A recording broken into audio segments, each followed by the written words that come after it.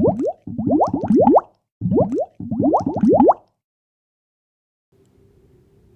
ini kita akan membahas tentang sel. Bab 1 di kelas 11 semester 1. Sejarah penemuan sel. Pertama kali, sel ditemukan oleh Robert Hooke.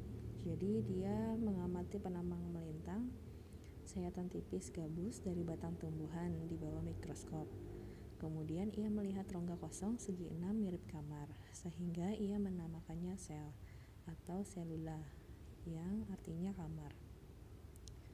Kemudian ilmuwan yang kedua, Matthias J. Selden dan Theodor Schwann, bahwa dia membuktikan bahwa sel hidup bukanlah merupakan kamar kosong, melainkan berisi cairan sitoplasma. Kedua ahli tersebut membangun teori sel yang menyatakan bahwa semua makhluk hidup tersusun dari sel. Sel merupakan bagian terkecil dari makhluk hidup yang memiliki aktivitas kehidupan. Jadi, sel merupakan penyusun dasar tubuh makhluk hidup. Ilmuwan yang ketiga, Felix Dujardin, ia menemukan sel yang terdiri dari dinding sel dan isi sel yang disebut protoplasma. Protoplasma pertama kali diperkenalkan oleh J. Purkinje, yang menyatakan protoplasma merupakan bagian sel yang berisi cairan menyerupai agar-agar. Kemudian, ilmuwan yang keempat, Rudolf Virchow, menyatakan setiap sel berasal dari sel yang ada sebelumnya, atau omniselula selula. Kemudian, ilmuwan yang kelima, August Weismann, menyimpulkan bahwa sel yang ada saat ini dapat ditelusuri asal-usulnya sehingga makhluk hidup yang paling awal. Pengertian sel. Sel adalah unit struktural terkecil dan fungsional penyusun tubuh makhluk hidup. Sel merupakan tempat terjadinya peristiwa fisiologis dan peristiwa genetis makhluk hidup. Makhluk hidup ada yang disusun oleh satu sel atau yang disebut uniseluler, dan ada yang disusun oleh banyak sel atau multiseluler. Ukuran dan tipe sel. Ukuran sel sangat kecil berdiameter 1-100 mikron yang hanya dapat dilihat dengan mikroskop cahaya dengan perbesaran sampai 2000 kali dan mikroskop elektron dengan perbesaran sampai 500.000 kali.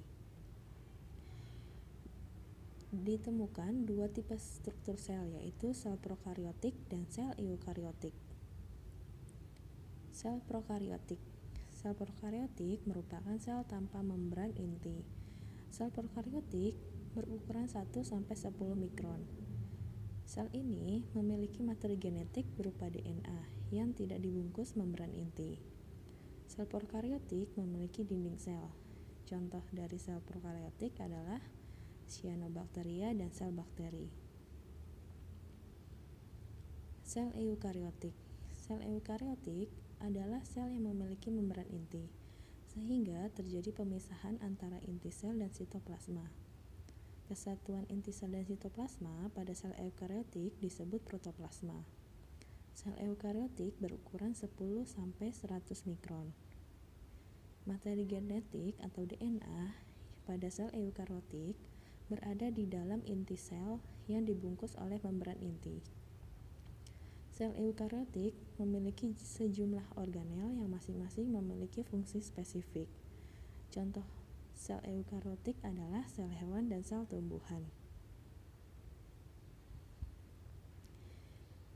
Sel itu tersendiri terdiri dari 4 bagian utama, yaitu inti sel, sitoplasma, membran sel, dan dinding sel. Inti sel yaitu bagian pusat sel. Di inti sel terdapat nukleolus, kromatin, nukleoplasma, membran inti. Sitoplasma yaitu bagian di luar inti sel dan di dalam membran sel yang terdiri dari cairan atau sitosol dan badan organel. Sitoplasma ini terdiri dari sitosol, sitoskeleton, dan organel. Membran sel yaitu bagian luar sitoplasma yang mengandung keluar masuknya zat dari luar dan dalam sel.